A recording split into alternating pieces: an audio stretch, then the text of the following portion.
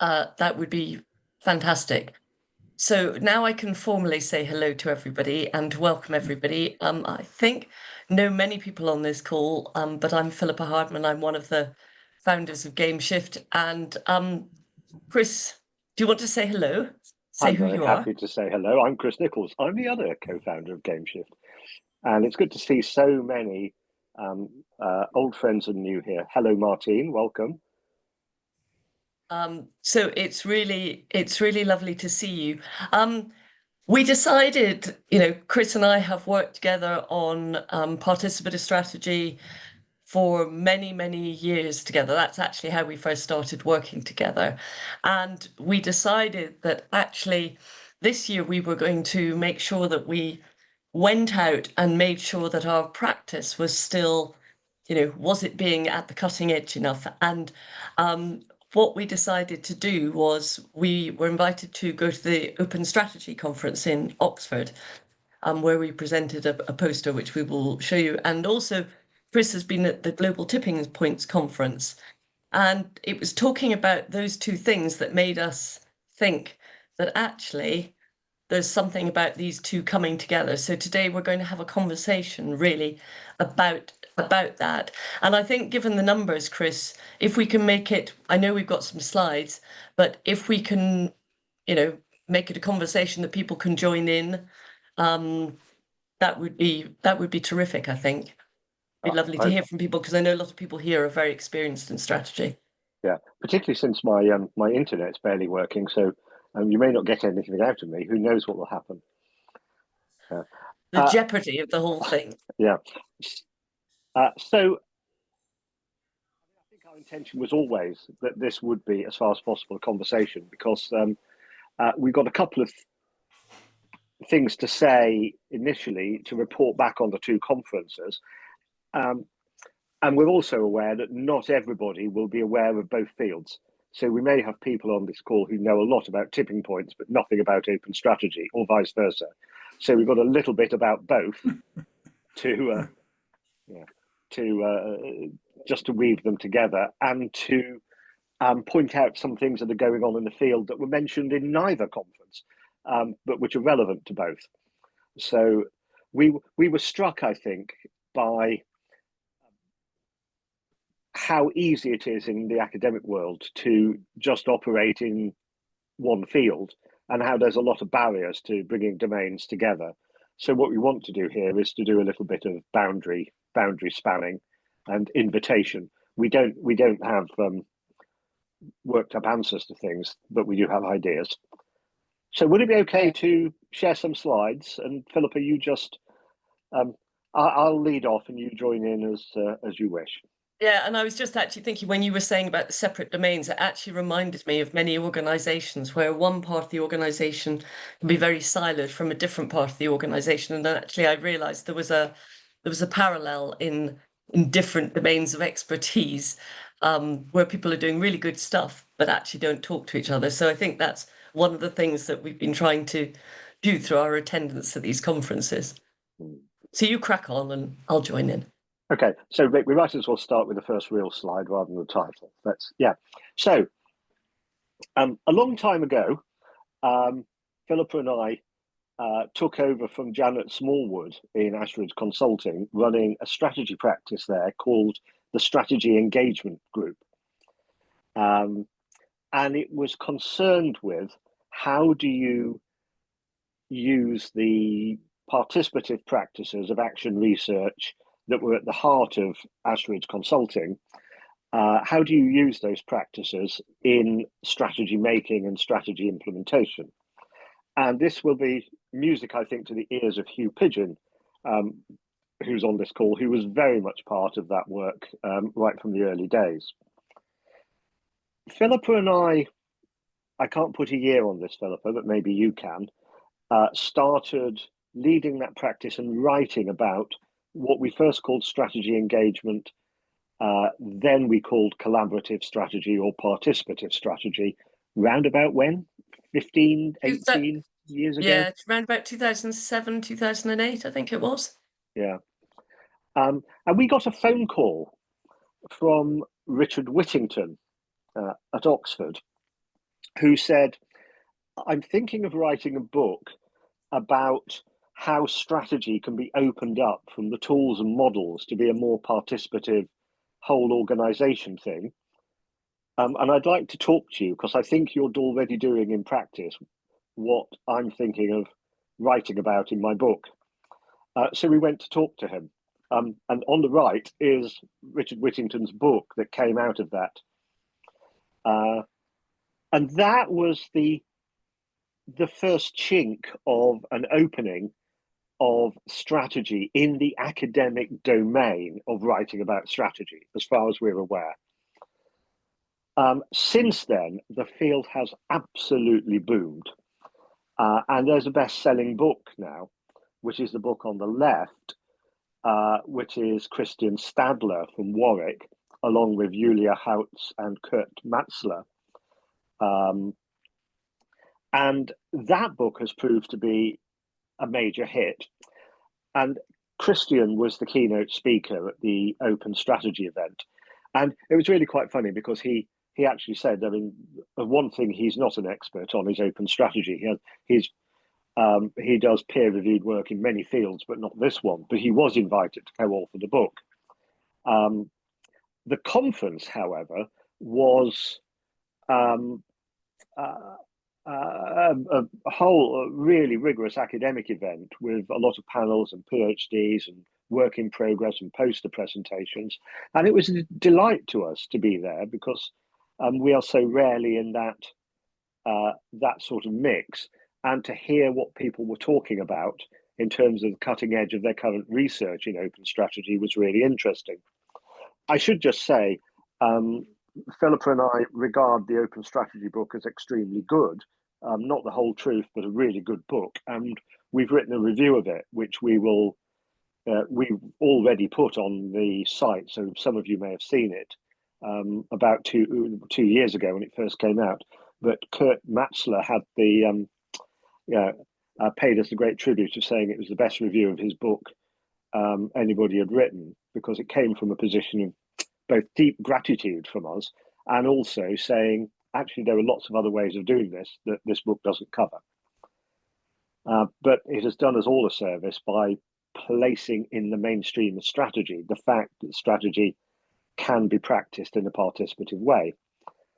There is now also something called the Open Strategy Network, which we're part of, and any of you could join. Which is you just look for Open Strategy Network on the internet. There are no entry barriers. You just simply sign up. But it's for anybody who's interested in the field. And I think I'd just add to that, actually, Chris, that one of the things, because Richard Whittington hosted the whole conference, I think there is actually a real willingness, no, that's not the right word, a real wish to have practitioners join the network as well, because I think there was an acknowledgement that actually practitioners are dealing with real life issues around this. And I think there was real interest in, so how does this actually work when you get human beings involved rather than just research groups and that type of thing? And, you get real organizations involved. I think there was a great curiosity about it. Yeah. So don't be put off that it's that it comes across as very academic. Actually, the conversations are really interesting. Yeah, and we found ourselves really welcomed into this. I mean, there weren't very many practitioners there,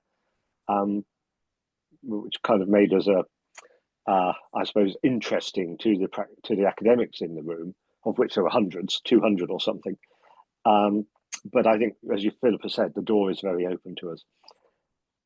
The view they're taking of open strategy in general in this conference is anything that increases participation beyond the C-suite. So, it starts from the position that strategy is far too often done from an entirely executive team, CEO, consultants, tools and models point of view, and the world desperately needs things much wider than that. People on this call all know that that's possible because we're doing it. And all of the work that's been going on over the years in more participative forms of strategy are now of interest to this field. So I think we could possibly go to the next slide. Philippa, you could talk about this one. We've been doing it for a while. Well, we have been doing it by what I'm slightly horrified by the photo, so I'm just going to look at the left-hand side of the slide. As a number of you will know, we have not academically, but we have written quite a lot of things about. Oops, sorry, Rick, can we go forward again? Thank you. We've written a number of different things around participative strategy, and actually our writing together first started with this book that's called What You Need to Know About Strategy by Joe Whitehead. And when we were at Ashridge, he was in business school at Ashridge, and he was writing about strategy and actually came to us and said, I want to put in something about engagement, but actually it's not something that I know anything about or use at all in my practice. Please, could you write a chapter on it? And that's really where it started, where we distinguish between participative or collaborative persuasive strategy of the type Chris has just been talking about, created in the C-suite and then to get buy-in. That's led to other things. We also did in the Chief Strategy Officer Playbook, that rather orange one in the middle, that was launched at Davos a few years ago. We were invited to contribute a chapter which was all about it in practice. Actually, how do you do this in practice? And we talked about work that we've done with the global material science company and the work that we've done with them. And there have been various articles over the year. One of the very different looking Mr. Nichols was one around Markel Insurance, and we've also written around the Cochrane collaboration, where I think 5,000 people were ended up being involved in the strategy process, so around a third of the organisation. And then we have written a book as well that we wrote during lockdown about, which is basically a lot of our thinking at that point around strategy. But I think the thing that really struck me, and just going back to what Chris was saying about the Open Strategy Conference, is I think this is being done very much in little pockets. That was certainly our experience from the conference. There were some researchers who were also practitioners, but it's very much in pockets rather than it being something that is very common in the practitioner field. And our bias is that it's really important for the world that more people are involved in the strategy process, because actually without that there is lots of strategies being sustainable, actually working. So we definitely have a bias towards more people being involved in the process of strategizing, as we've come to call it. Chris. Yeah. Next slide, I think. Oh, that's what some of our work looks like. Yes, this is some of it in practice. This is at a higher education institution. The Snakes and Ladders on the left was actually their own creation, but it was part of a process. This was the main in-person event. It had 300 people there, and it linked also to a number of different focus groups and different stream of dialogue where people were invited to look through different lenses at the institution moving forward 5 years. You can see in that cartoon on the right-hand side, on the bottom left-hand side of it, it talks about the 5 lenses of their future. So it's just some pictures of it happening in real life, because it's very hard to actually describe to people what being in the middle of an open strategy process can actually be like. Yeah, but I think it's worth stopping for a moment here just to say these images give you a sense, and this was important to the conference as well, give you a sense of some of the epistemology and some of the rigor, because it would be very easy to run an open strategy process in which either the executive team or the consultants did all of the meaning making. And in our view, that wouldn't be really open.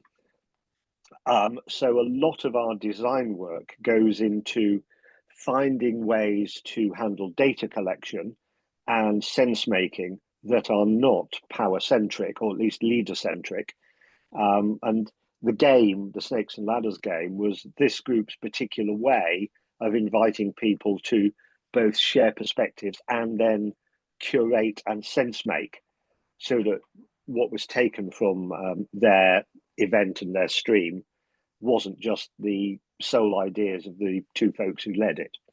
And that's run through all of the work. And I'm delighted that Anna is on the call, because one of the things that impresses me about Cynefin is the rigorous technical methodologies or frameworks and tools that they've created, including SenseMaker, but others, that enable this to happen at scale. Obviously, it can't do the active engagement of the participative work in the room. That still has to be done in the room. But it can help the sense making to happen in a really rigorous way. It's really exciting.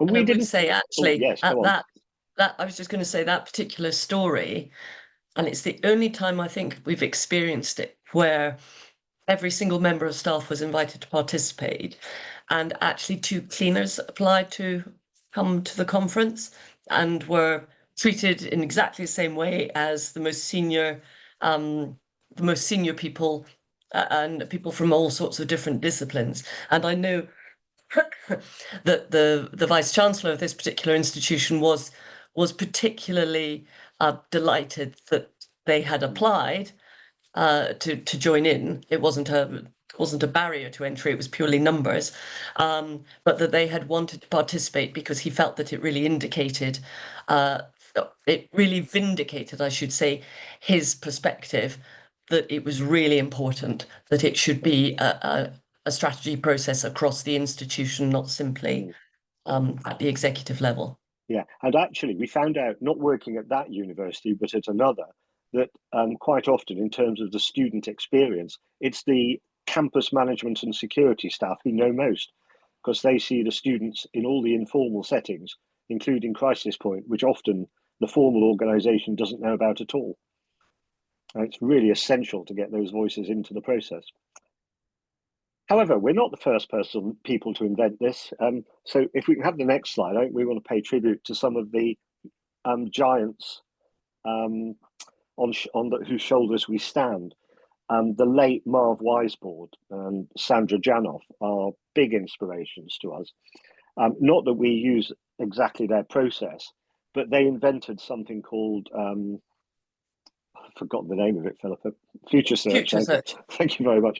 Yeah, Future Search. It's now run by Sandra and Michael, still going strong. And it's a particular process for getting large groups of people to explore collaboratively, particularly around positive futures. The reason we don't quite use their process is it has a methodological obligation to leave problems to one side. It's got a parking lot, and you look at what works. It's ruthlessly appreciative, and you look at what works pretty much all the way through to the end of the conference, and it has a tendency to leave problems to one side. They are dealt with, but we tend to bring the light and the shadow in much earlier.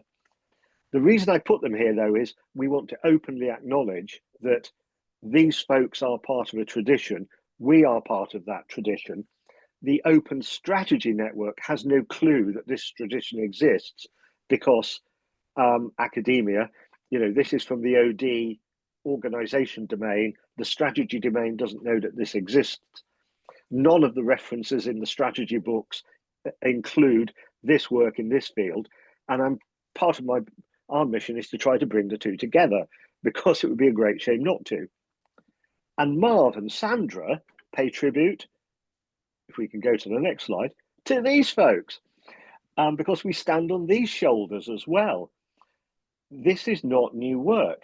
We're going back now into the 1970s with Ronald Lippett and Eva, who did this most amazing work, creating community dialogue about the future possibilities of cities all across the US, thousands upon thousands of people, based on the OD principles of getting a whole system in the room.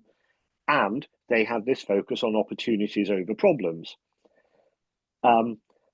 Also, Emery and Trist, well known to many of you on this call, were the folks who did a lot of the early work on dialogue, helping people to find common language that often helped them to overcome differences between taking sides in a dispute.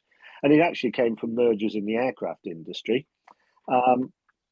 Familiar to some of you, I just want to say that we stand on these shoulders too. And it's really important that this field of open strategy knows about its own heritage. It didn't start with Whittington and Stadler. It goes back 50 or 60 years. Now, And I think that's all that's something. Sorry, I that's was all I just going to want to say. say. Yeah, go on. I was just going to say that actually, I think it's really important that gets spoken about and shouted about more loudly, because I think out in places where things are published, I think there's a lot of, oh, this is such a new whizzy thing, and actually, it isn't. As you always say, Chris, nothing is ever new. It's simply repackaged and developed further. The heritage is the strength. Yeah. Yes, yes. I'd like to stop presenting the slides for a minute. Before we move on to global tipping points, I'd just like to make sure that there may be things people want to ask or say about this. Well, we've got a couple of Anna and Liz have both made comments, and I just wanted to also, Laura did as well, and I just wanted to ask Laura if you could just share a little bit more about your comment about the co-production of the research sphere. So are you able to say a little bit? Yes, good morning. Hello, Laura. Hi. I've just designed and delivered a training module on Introduction to Co-Production and Research. And the bit that people were most surprised about was that you can involve people of all kinds in data analysis. It's not just the phrasing of the questions, it's the making meaning part. That's what I wanted to say. And that's fundamental. If you cut people out of that element, you're cutting them out of meaning making. But that was the hardest bit for people to get their head round. And when I was researching it, it's where the least is written. So it making me think, oh, I need to look to open strategy and bring that in. Anyway, that was my point. Thank you. No, that's really interesting. And I think one of the things that we always say is involving others in meaning making and making sense of what's emerging from all the data, all the information that you collect. It's not the same as saying to everybody, please come and join in and you will get a vote. We're really clear that senior people are typically paid more to make decisions, and that when you invite people into the participative strategy process, you need to be really clear about what you're inviting them into. Are you inviting them in to give their ideas? Full stop. Give their ideas and help make sense of something, full stop. Or is it, and or to take decisions. And normally decisions are quite appropriately the remit of the executive team, because they have other people they need to think about, the board, shareholders, etc.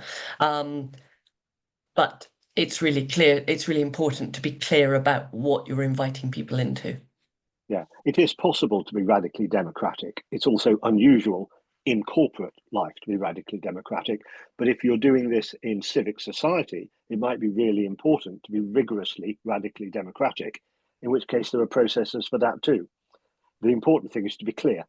What's the invitation and what's the decision making? What's the meaning making? What's the decision making? Yeah, you get confused about that, people get very pissed off. Is there anything else that anybody would like to say or ask about or disagree with? It's entirely possible to disagree with. Chris and I disagree all the time. Can I just can I say something?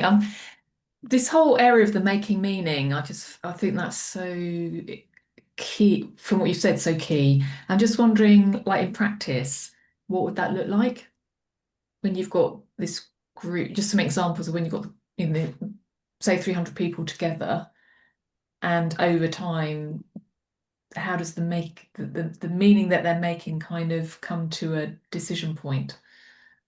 Right. Well, I mean, either slowly, like you can use dialogic processes and like a gradual sifting, and a tuning process, or more quickly, using either in the room constellations or online meaning making tools to allow consensus to build. We could probably run a separate event just on that question, because it's the bigger the process, the harder it is to be rigorous and participative. And there is a tendency for large processes to collapse to executive decision making in the end, particularly around implementation, unless the space is held open. And it almost doesn't matter what tools and models you use. There has to be a will to keep it participative. Otherwise, it will collapse into some form of central decision making. Edward, I was just going to, yeah. well, sorry, just before we go to Edward, can I just say that, for example, one of the things with the Cochrane collaboration, so this is pre-Zoom, etc. This is quite a while ago, but one of the things they did was, so it was when we were still at Ashridge Consulting, but so just think sort of very, I was going to say basic, I don't mean that, but very analog in comparison with today, you know, what you might use. But they actually had they had, I think, 7 dialogues that they used to ask people across the organization. And they did them in very basic ways. They asked questions at the end of existing meetings, conference calls, this type of thing. They just added questions on as a sort of AOB. But then it's a medical organization, a health organization, and they have an annual conference. And actually, the couple of people who were leading this strategy process from within the organization, they had got an exhibition space at this conference.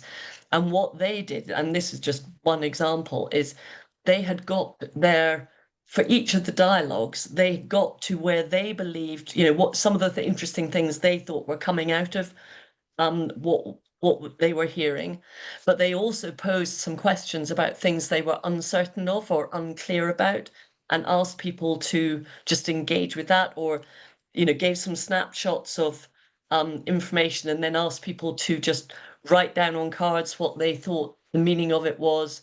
And so they did some very straightforward things, but it was a really powerful way of getting people to say what sense they were making of things. And the reason that we know that this actually worked was apparently turned out to be the first strategy they had ever had that actually, when they took it to the board, it went through on the nod.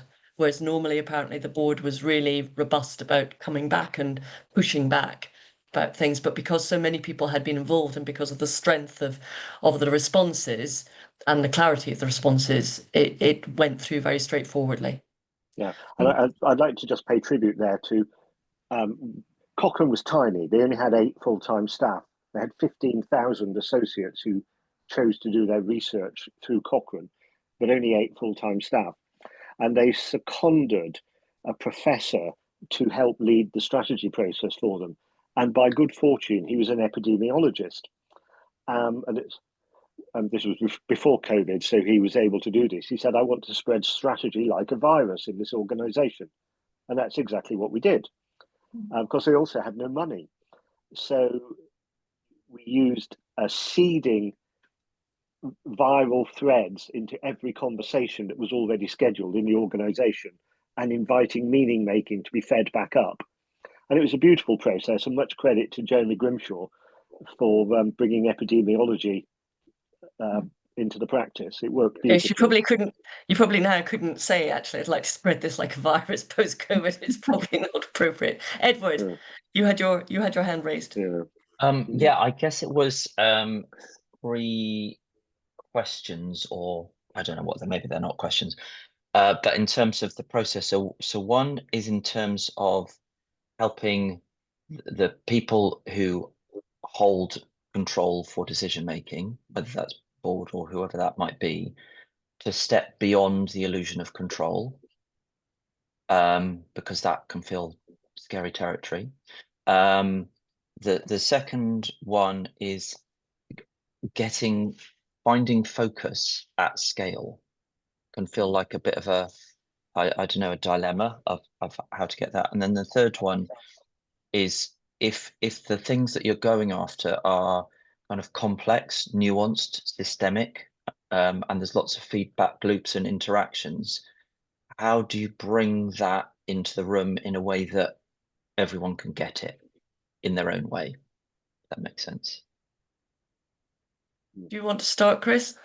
Well, I was going to say, I think I would like to do the bit on global tipping points and our poster, because I think it starts to answer some of those.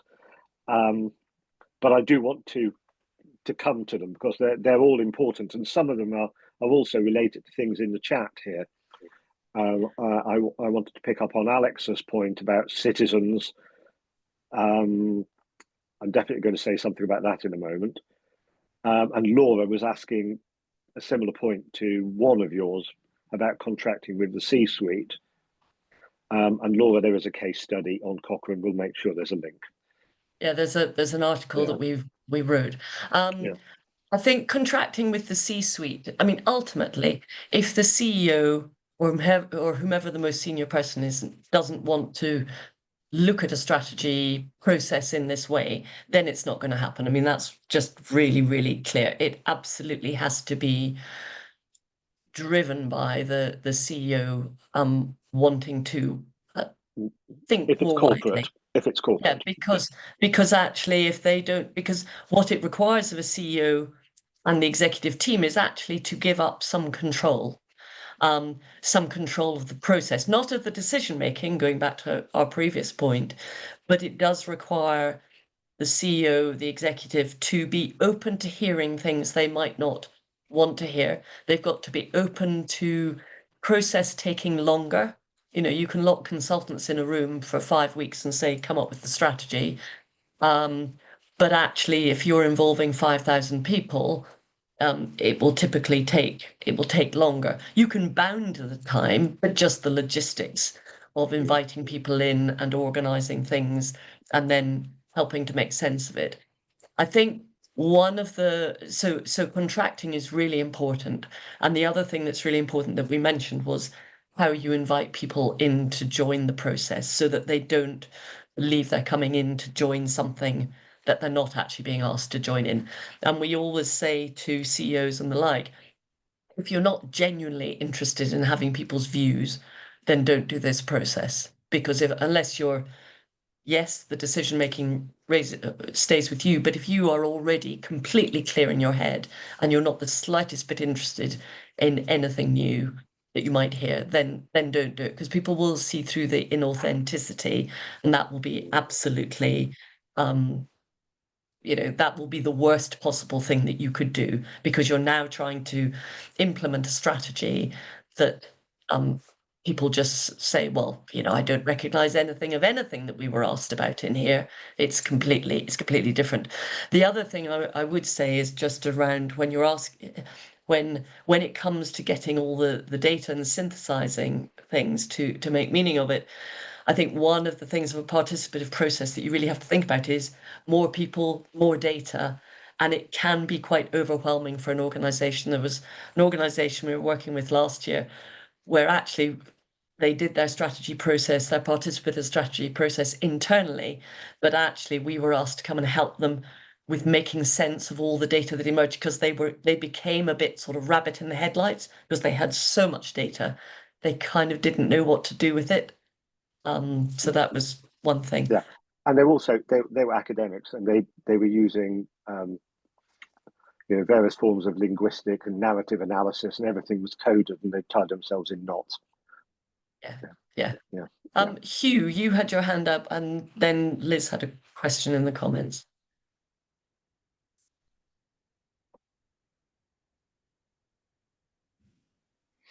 There you go. Well, I wanted to say how delighted I was by the sheer energy of this conversation. How much is still alive from the history that has briefly been referenced at Ashridge. It's a long time since I visited the place, and it's so exciting to see that the place didn't die under its own weight. That I'm just enjoying the liveliness of this conversation. And I had succumbed to the belief that because this was a Zoom call, I wouldn't be able to speak because there was a red symbol telling me I couldn't. And I've become very subservient to that Zoom control, and it takes mastery to overcome it. The reason I was prompted to just join this conversation very briefly was that it has prompted a couple of references which I have long since forgotten to be able to articulate. But one was Humberto Maturana, sorry, the other way, Humberto Maturana's observation on communication. That communication, if you remember it, was not really anything to do with the transmission of information. It was the coordination of behavior. And it seems to me that you all have been engaged in a very fascinating and complex process of communication as coordination of behavior.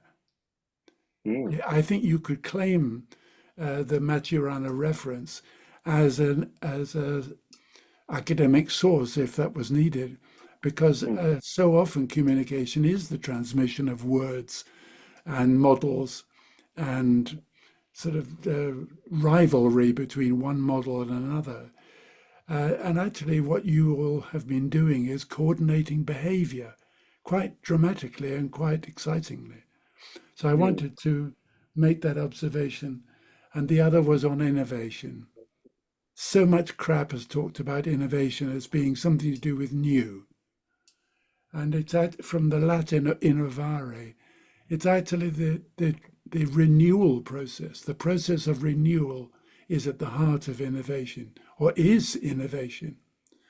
And the moment you get to renewal, you're again touching on GameShift's work, that you're renewing processes that had got tired at the edges and were not content with just recycling another version of the same GameShift model.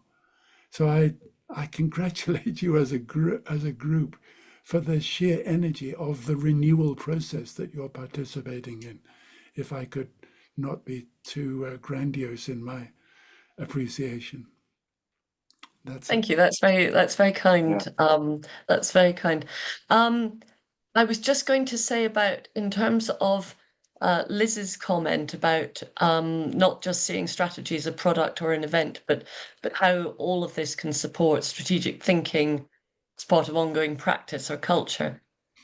I think our experience again would be it very much depends on what the most senior person wants to do. Our encouragement and invitation is always that as you move forwards, we introduce the idea of experiments a lot.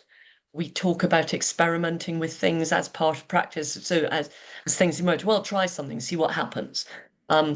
It seems to resonate really well that people in organizations seem to find it much less scary than trying something new, innovating, to use Hugh's words. But the idea of experimenting, because everybody has a sense of, oh, experiment. Well, we're just trying it. We're seeing whether it works or whether it doesn't.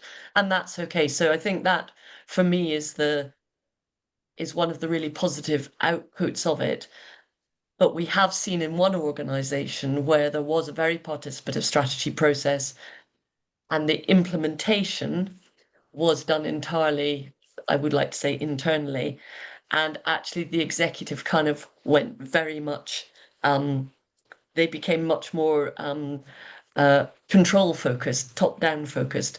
And ironically, 3 or 4 years later, when they were then reviewing how the whole strategy implementation had worked, the feedback was that the process of articulating and coming up with the strategy had been really participative, but then people had felt very excluded from the implementation, even though actually, obviously, they were involved in it on a day-to-day basis, but they absolutely did not feel ownership and involvement and engagement in the same way.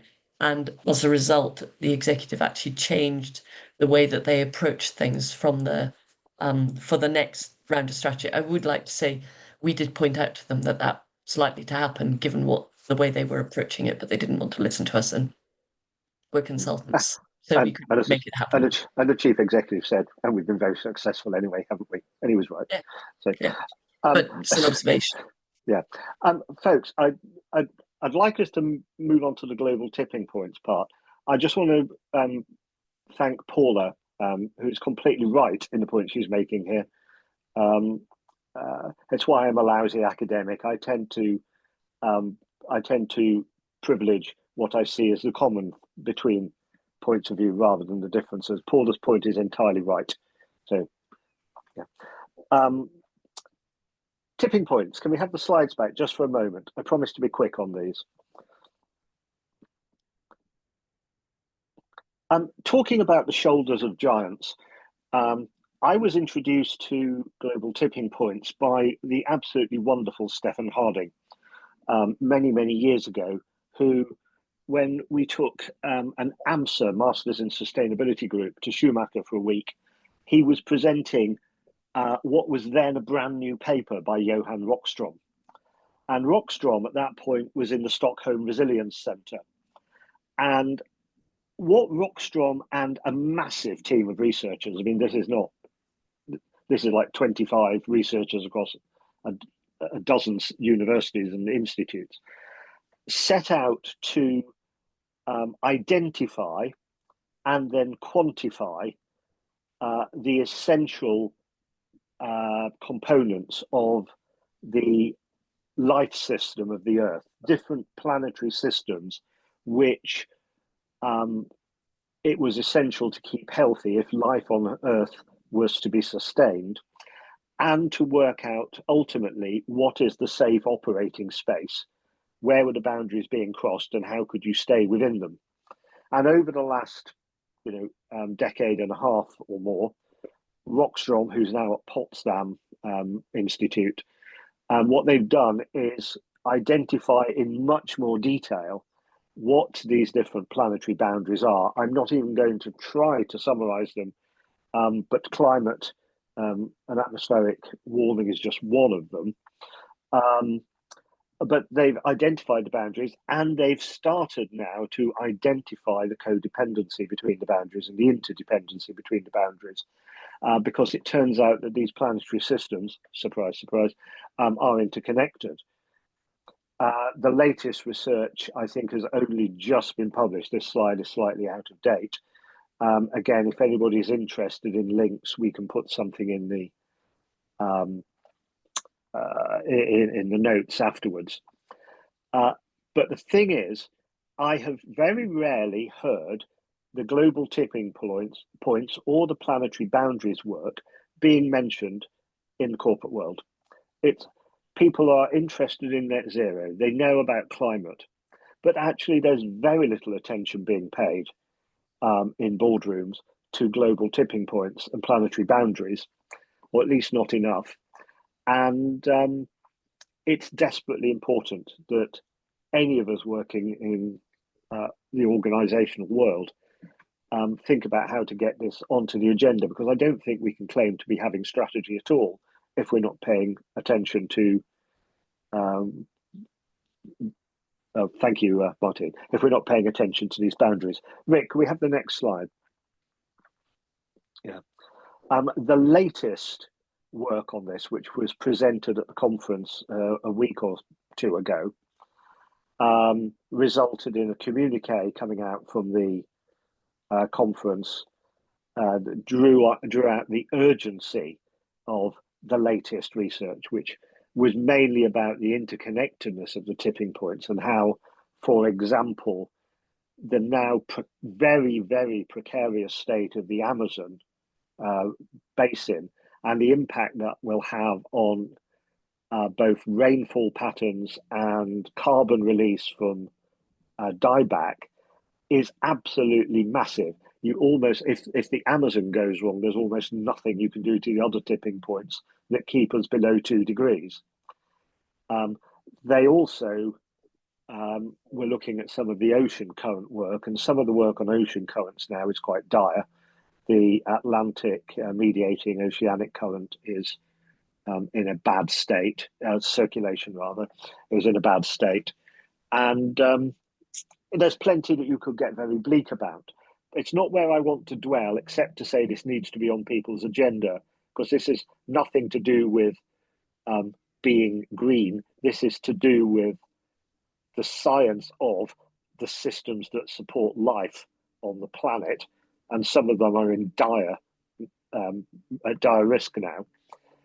Can we have the next slide, though? Because I was also taken by the fact that half of the conference was focused on what came to be called positive tipping points, which is a lot of good things are happening. And Tim Lenton, who's a professor at Exeter and one of the co-hosts of the conference, has this new book coming out in the autumn, which is around positive tipping points, the stuff that's going in the right direction. Some of it's around technological change, some of it's around societal movements. But what he said is, we are not going to get anywhere by just dwelling on doom and gloom and science, because we've been dwelling on doom and gloom and science for 40 years and we're worse off than we were. So let's focus on some of the positive tipping points, not to be deluded that this is enough, but doing more of this is a good thing. So possibly a good book to have on your watch list for later. And the next slide. I want to dwell on a couple of positive tipping points of my own. Many of you will know that John Alexander, who's done many interesting things, one of them is writing this book, Citizens. This is a deeply participative book. This is Citizens, Why the Answer to Everything is All of Us, essentially. It's not just a call for, but evidence about how deeply participative citizen movements are changing stuff. It's full of stories about how participation in citizens' assemblies and citizens' work and city work is happening right now, and some very good stories. He's also got a new thing called Actionism. It's got its own website, which is kind of moving beyond activism to just what is the stuff that people in community can do to participate well in reshaping society. Well worth a look. I think the open strategy field and the corporate and organizational world needs to know more about this. I think actually, Chris, as well, one of the things with that is, again, that idea of experiment, of actually doing something, trying something, see what actually happens, because I think all these issues are so huge that there's a real temptation for individuals, organizations to think, well, somebody else needs to do something about it, or we can't do anything else until X happens. But actually that mindset is not enough. And I think that's kind of why we're really interested in bringing this more into what organizations think about and talk about. Can we have the next? Yeah, Liz, thank you. Yeah, it's true. John is a keen supporter of all the citizen stuff. Absolutely. Another one for me that's a positive tipping point is the sheer energy that's building around Rob Hopkins' work at the moment. Rob has moved his focus from specifically on Transition Town, which is in itself a citizens movement, and Transition Town is now spread all over the world. But he's now moved to looking at imagination. He's written 2 cracking good books on it. And I was at a workshop about a month ago now when he first released the How to Fall in Love with the Future book. And I was very taken by just how practical and engaging his work on getting people to imagine and then work into positive futures, how positive that can be. And Rob is not saying it's all going to be okay. This is not Pollyanna work.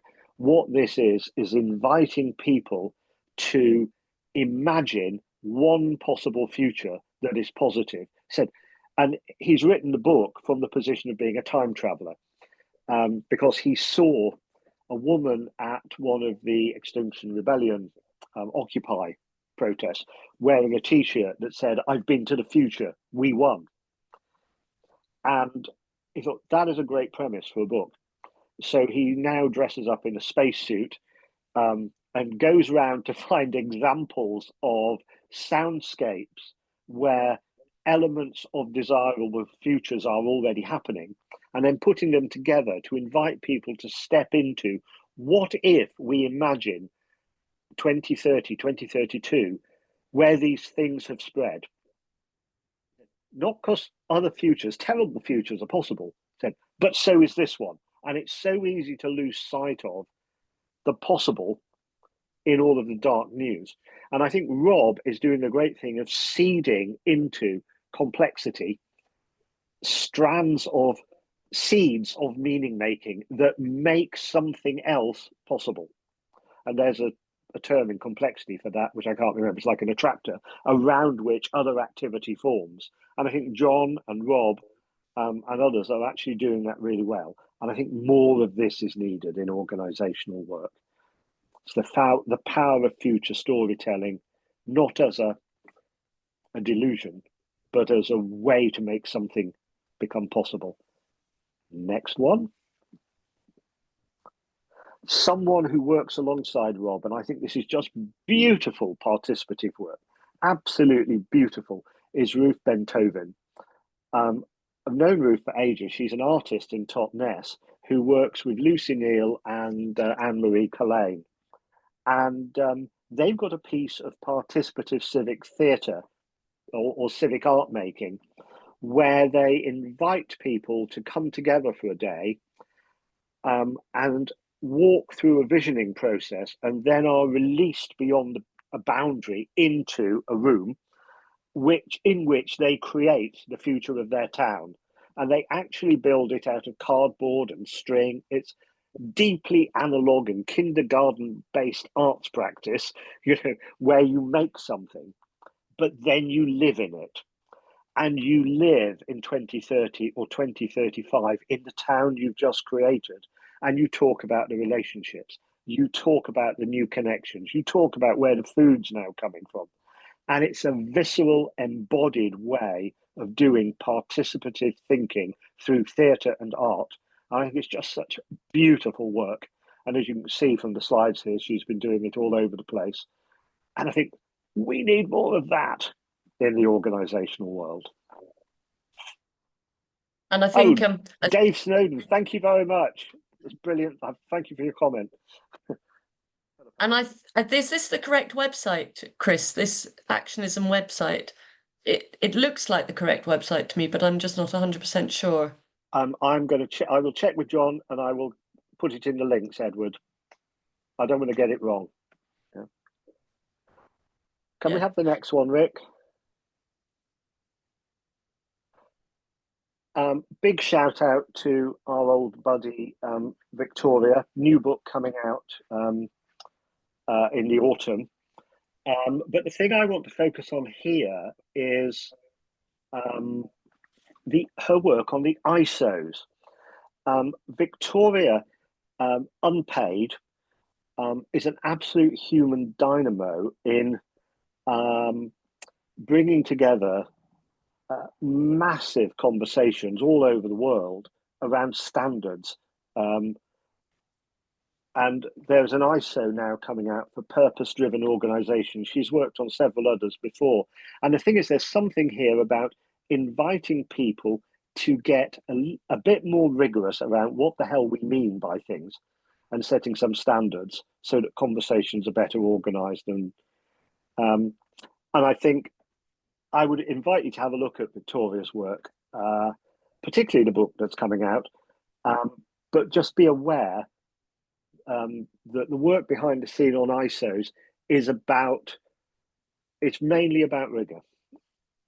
It's trying to get people, rather than just greenwashing around purpose, saying, well, what is it really? Let's get some definitions. Let's set some standards. Let's agree what it is. And Vic's right at the heart of that. I think one of the things, Chris, with that we would always say is, whenever we're working with organizations in a participative process, we always say it's really important that you have the guardrails, the lines in which you're inviting people to be participative, to come up with ideas, to make sense of things together.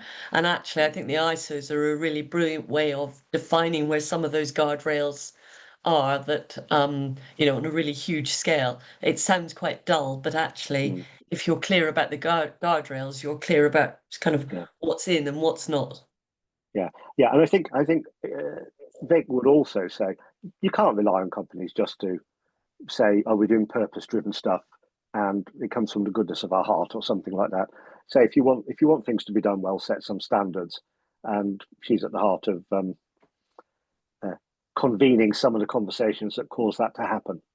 I think I want to get out of the slides, but I think we've got one or two more that I just want to pay attention to, and then we'll stop. Yeah, because we've got some questions in the comments. It's the very last slide, which is nothing we're talking about here is new, and I think that's one of the dangers. You know, 50 years ago, 40 years ago, people were getting excited about exactly the same stuff I'm talking about here. Yeah. You know, whether it was limits to growth work with the Meadows folks, Brundtland, or the civic movement and the large citizens' participative process of the 80s. Yes, we are standing on the shoulders of giants and heritage. We are also, however, we can't afford to be blasé, because the world has been round this path a couple of times before. And we need to make sure that we don't have time to play games right now. The global tipping points are such that we need some stuff that works now. That's it. We can get rid of the slides. But that is why I think we need to get rigorous about bringing these fields together. Oh, Philippa, sorry, I've realised. No, that's okay. That's fine. That's fine. Yeah, but that's why I think we do need to get these fields together. You know, there's loads of people doing good participative work. There's loads of people doing really energetic work in the non-corporate world. Not nearly enough of this is in the corporate world right now. Yeah. And we desperately need it. And I think one of the things, for example, that we've been talking about is actually with organizations talking about, so you don't do it with everything, it's not with the world, but what are you doing in relation to your suppliers, your customers, getting them to change their supply chains, the way they're working, because you can influence those. So to try to get organizations to think beyond simply their organization and what's in it for them, but to actually get them to look at their wider system. And I think that's where the two of these different things link up. Yeah. Chris, Laura's put a question about the Presencing Institute. It's not something I'm familiar with. Are you? Well, I mean, yes, it's Otto Sharma and others and Theory U. I mean, it's not something I do. You know, so where do I place? It really matters. I know people who work in this field who are informed by that in a deep way, but it's not me. Yeah. You know, but so as Michael and others know, I'm more from the psychosynthesis and Buddhist orientation myself, but it is a way of presencing. It's just I don't use the work of the Presencing Institute. And Liz, you mentioned systemic constellations. We do work with people who do use constellations a lot for all kinds of purposes. And one of the most useful, tribute to Joanna Macy, who's been massive in influencing this, as I'm working at the moment with a land-based and animal-based charity, and who are, by their constitution and by their desire to work in this way, trying to make sure they attend to the voice of the land and the voice of the animals in their participative strategy process. And constellations is one of the most effective ways to do that. And we're using a form of the work that reconnects in a constellation form to do it. Thank you. I just wonder also some of the work around future ancestors as well, thinking about the future and how we actually also include that in our conversation and can be conversation. But Roman, what's his name? I can't pronounce his surname. I don't know. I just call him Kate's husband. It's Kate Rayworth's husband. Yeah, I know. Yeah, I know. I can't They're remember his friends in name. yeah, they're got, Oxford. But yeah, anyway, that whole point about future ancestors, I think in this work, so key, particularly given the global tipping points we're talking about. And he's got a And course he's got a course at Hawkwood in September, by the way, on future ancestor, which I'm going to. I think it'll be really good. Yeah. One of the things, just in terms of an organisation, we've talked a bit about institutions we've worked with and are working with. We don't specialise in higher education, but we happen to be doing quite a lot of work because, obviously, as you know, they're facing quite an existential threat at the moment in the UK. But one of the things that actually really appeals to us about working with universities and higher education institutions is that they actually can influence so much, given the work of their researchers, the way that they are helping frame students in the way that they think. And just in a recent participative process, thinking about future ancestors, actually they went out into schools and they were talking to 12-year-olds about the future they were looking for and to try and engage them. It was a sort of, they didn't obviously describe it as future ancestors, but there was a sense of looking out into the future, people who are nowhere near being students yet, but actually getting their input as part of it. Alex, do you want to say a bit about that link you've just put up? Is that...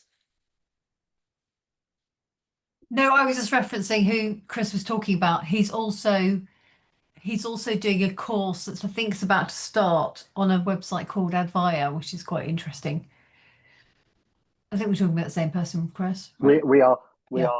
I'm afraid I just don't know how to pronounce his name. Roman. Nor do I. No, yeah.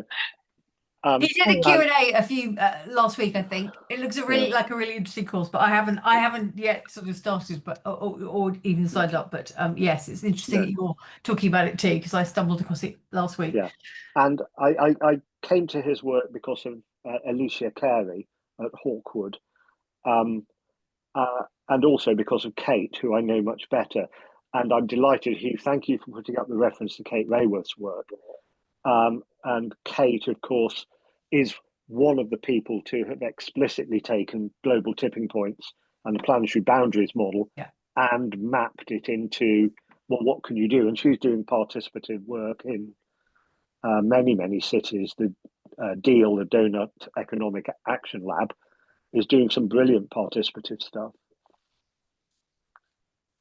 So I think the reason that we wanted to bring these together is that, given that the work we do in organizations and these massive challenges, but we're trying to think about, so how do we help to bring, in a tiny way, help to bring some of this together, the participative thinking, working in organizations, because ultimately it is such a strategic risk for boardrooms. And if people are not thinking about it, we do have a bias that more boardrooms should be thinking about this in a much bigger way than they are at the moment. So I guess that's what I'm just noticing. That's probably what's getting us agitated at the moment, that is sort of driving us towards some of this thinking and bringing some of this together. Yeah. So please do tell us if you think we're talking nonsense or it's great or whatever, anywhere in between. Well, I have a suspicion that most of the people here are doing some of this anyway. Dave, am I allowed to invite you in? Yeah, and Sibylla had her hand up, Chris, as well. Well, because I one of the things I know less about, but I'm really excited by the possibility of, is Cynefin's work, SenseMaker and other, that isn't seen enough in this space and needs to be. And would it be possible, Dave, to invite you just to say something about what you do? I can talk about what we're about to do. Yeah, brilliant. Thank you. I mean, we've been doing pioneering work in places like Liverpool, for example, on a program which is called Red and Blue. Poverty isn't red or blue, which has gone on into Glasgow on poverty isn't red, orange or green. And what we're trying to do is to get the broad population. So participative action research and workshops have been heavily criticized because they attract the usual suspects. Yeah, that they don't really scale, right, in terms of the way it works. And if you look at insect behavior, insects optimize by not having a purpose. They optimize by multiple micro interactions at huge scale.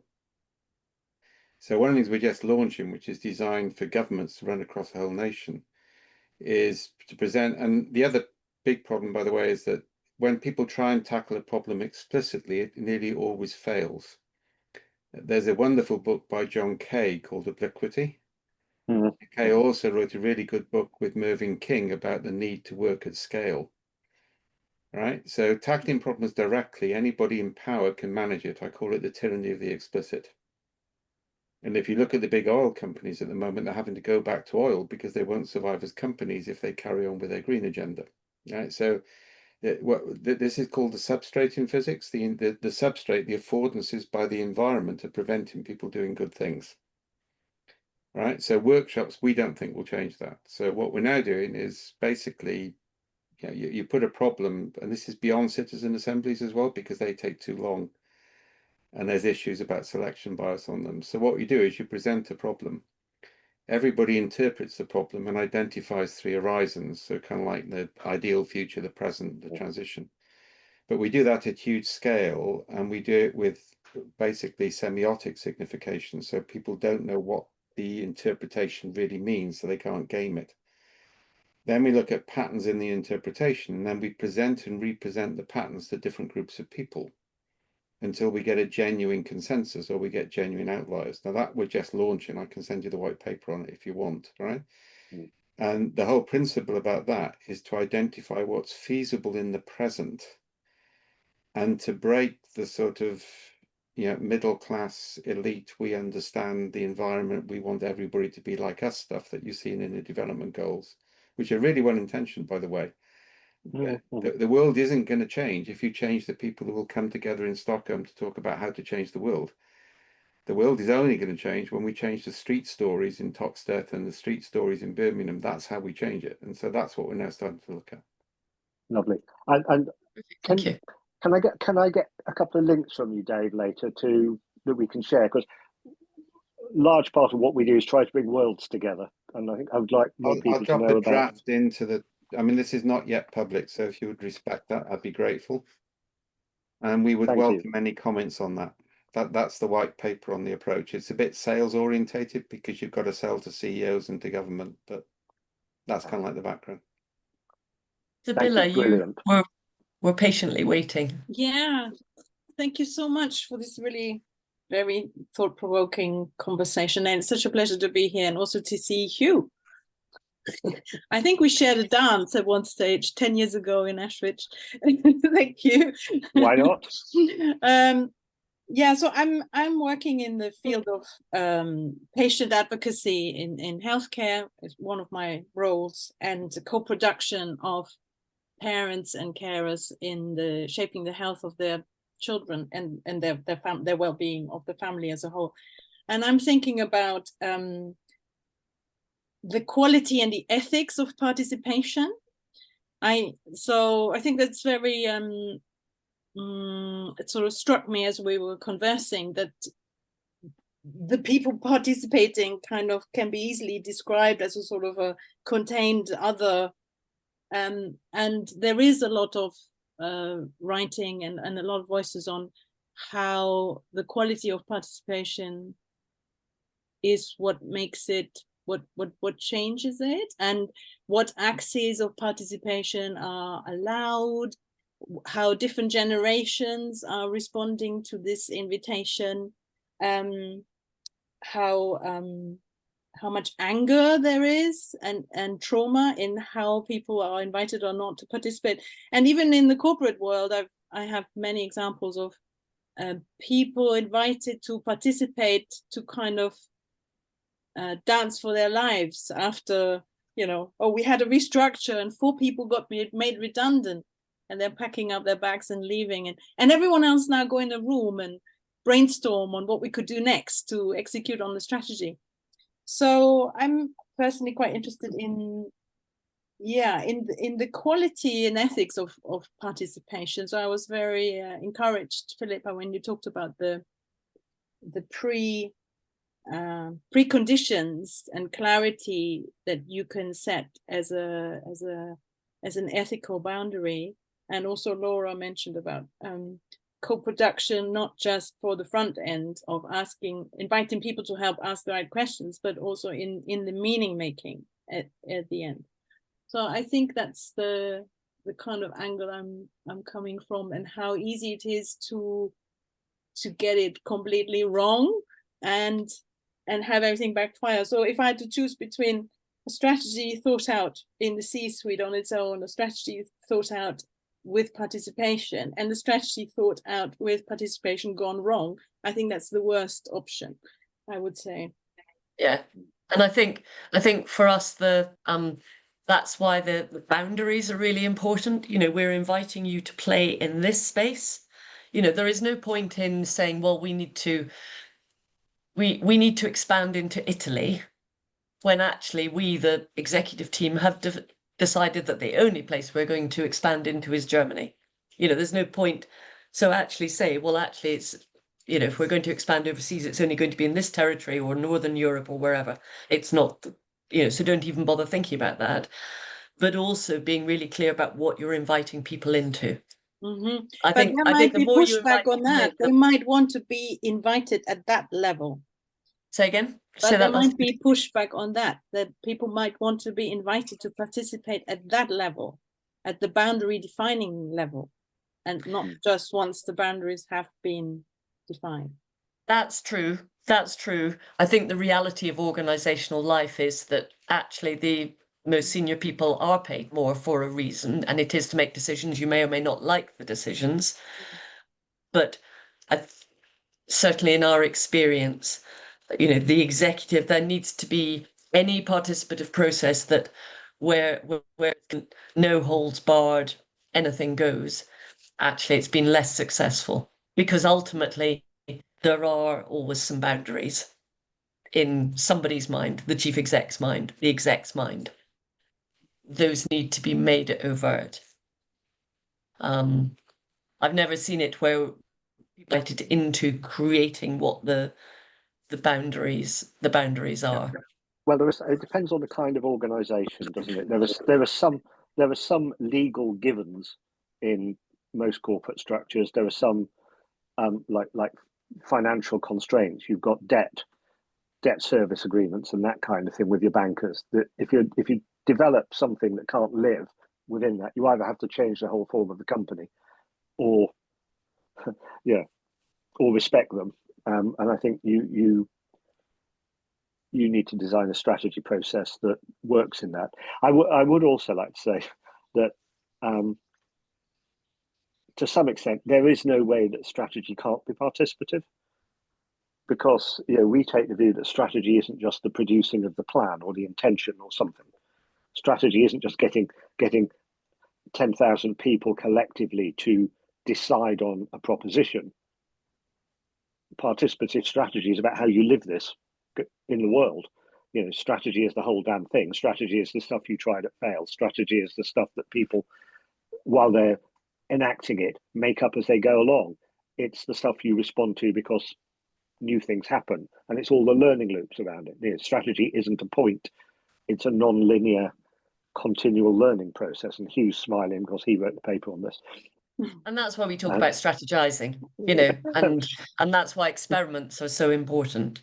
And I've noticed over the last few years that organizations seem to be really, and I don't know whether there's something in the system that's causing them to do this, but the phrase, notice the word experiment coming up more. We talk about it, and then people go, oh, I really like that idea, in a way that perhaps 10 years ago wasn't the case. People seem to really like this idea of experimenting, and I've heard it now sort of taken up and adopted in organizations as a way of making it acceptable to try stuff out, which seems extraordinary, but perhaps to not then go through the formal papers of putting a pilot together and all this kind of stuff. Yeah. I'm conscious, Chris, that there's that It's we're time. sort of coming up towards time. Alex has just made a comment. I'm just reading it. Is this come from a particular experience, Alex? Yes, a lot of the work I've been doing in I've been doing work more in culture, but the participative process is. Sabila's comment was reminding me of this. Well, that there's often a parallel process of including culture with, particularly when culture's aligned to strategy. So when you absolutely know that you need to, or you know, I've been involved in culture work where the organization knows it has to move the culture to enable it to enact a strategy. Well, you start doing participative work in the culture, and it becomes really tricky for leaders to hear because they don't really want to hear, or they don't want to deal with the you know, there's always underbelly in culture work. It's never, you can't make it all positive without sort of glossing over pieces. So it's really useful, but it becomes difficult when people then think, oh, okay, enough of this participation, let's just move forward with the strategy, and you leave things undone. So I've experienced it often when leaders, they want to start with participation and then they find it difficult to keep going because you're in the sticky, difficult, you know, traumatizing bits of actually we're going to shut down this country, or we're going to, you know, shut down this, we're going to make all these people redundant, or we're going to, and there's not, so the sort of human impact of that, the human impact of the strategy then seeps into the culture in a way that often isn't really dealt with. Yeah, and I think actually we've increasingly become interested in the informal side of this happening in organizations and being able to speak truth to power and this type of thing. I'm conscious that there's also some comments about AI and how AI is or is not included with this. We haven't been involved in anything whereby AI has been part of it. I think that's just a reality of. Yeah, we're relatively inexperienced in actively using AI as a participant in participative strategy. It is happening. Some of the doctoral work at the conference was about AI as a participant. And it's about a challenger as well. As a challenger. We've done that. That's AI to challenge ideas. They're just using Chat GPT as your buddy kind of thing to ask questions. Fine, but people are working beyond that, and but we haven't worked on a project that's done that. Yeah, and I think AI's become certainly heard it becoming using AI as a teammate, not as a tool. But we could do a whole other thing on that. Does anybody who's written anything about in the chat about AI want to just make any comments about it? Or maybe I just put, I mean, I think there certainly are downsides and ethical considerations, and David has also referred to some of the concerns around it. I suppose maybe it's not necessarily AI, but some of these more online, I mean, there's this, I put a link to someone called Polis, and that's again being used to try to reach to a much wider and diverse group and to get sort of information that can help inform some of this strategizing. So again, there seems to be increasing interest in that and how it's used. And I just curious how, and again, we can talk about all that. I'm actually quite scared by things like Polis. Right. Like really scared, because what they're actually doing is, I mean, if you go back to Curtis's film All Looked After by Machines of Loving Grace, that is really worth looking at in that current context. And I think the trouble is all the things like Polis are written by people who think AI is the solution. Yeah, if we just get people together and they have rational conversations in text form in explicit environments, magically the world would solve. But we know, for example, Pheromone indication is key for trust determination. That requires physical proximity. Yeah, we all predicted that AI adoption would lead to cognitive decline, but none of us realized it would happen in months, not years. Yeah. Right? So I think there are really significant issues for this. And I think empathy is something which AI systems don't have. I And get that. people in text-based transitions in virtual environments don't have empathy. And empathy is key to human interaction at huge scale. Yeah, and that's where semiotics come in, is where abstraction comes in. Yeah, it is eternally explicit. Anything explicit will be gamed. Yeah, all these systems will be gamed, and they'll be gamed by bad actors at huge scale. Yeah. I think it's just being aware of it, because it's being, I think, increasingly used, and having some view in it and how that information is used. I think is still, I think it's a debate or a conversation that needs to be had really in this space, you know, whether it's used, but I think to really understand some of the implications. But it is, I mean, I had a debate in the the White House when Obama came in, all right, because they said we'll use technology to go to the population and find out ideas for community improvement. And I remember sitting there saying this is a disaster waiting to happen. Because what happened is they got millions of ideas for improvement, and then they created another AI system for people to vote on which ideas should come forward. And then the lobby industry got hold of that, and everybody got pissed off. And the thing we said, which they should do, which we've done in other countries since, is use children as ethnographers at scale, because actually you can do that through the school network, and identify the underlying attitudes and beliefs, and then do government initiatives which go into those attitudes and beliefs and reinforce them, rather than because people don't live their lives in this explicit political environment about making choices. They live their lives in the street stories and the school gate stories and the after work pub stories. And that's where you can find leverage. To go back to Meadows, that's where the lever points are. Yeah, they're at that level of granularity.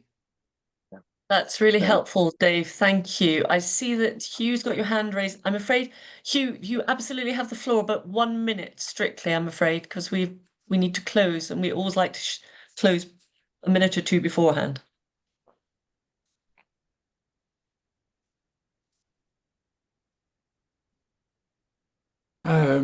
I just wanted to applaud the first reference to empathy in this whole conversation.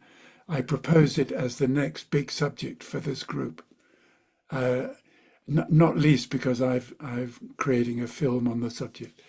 But I'm just so delighted to hear empathy and the erosion of empathy, which is corroding our society. The erosion of empathy is actually the reference. Simon Baron-Cohen wrote a book on 0 degrees of empathy, and he identified the erosion of empathy as absolutely critical to the future of our civilization. So I hope we might come back to that topic. Thank you. Thank you, Hugh. Well, I think, Chris, this is probably about time to close. We will, as ever, write a short blog and attach the slides to it and the recording. And just wanted to say thank you very much to everyone for that. GameShift is taking a break now for the summer. But it's been lovely to see everybody and everybody who's contributed. Mr. Nichols, what would you like to say by way of closing? Absolutely nothing, except thank you for coming. Super. Have a great day, everyone. Have a good evening for those of you who are further away. Thank you. All. Bye-bye. Bye-bye. Thank Bye-bye. you. Thank you. It's a great session.